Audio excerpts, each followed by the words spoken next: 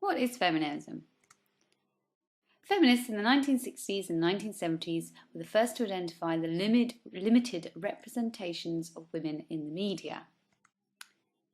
Feminists argue that social divisions benefit men in terms of work, education, wages, and access to political and economic power, and that this power imbalance is reinforced in the media's representations of women. A woman's role emphasised as being a domestic one, or as showing them as mothers, carers, or housewives, for example.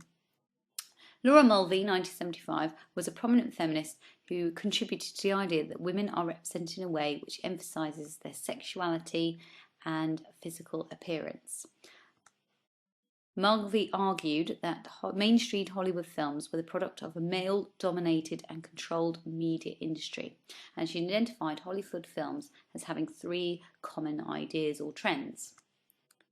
First one, the men controlled the action and were responsible for moving the narrative along.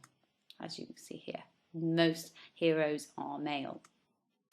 Second one is that women are represented as passive objects for the male gaze, so that they are there mainly for men to look at. That's all they're there for. They don't really get involved in the action too much.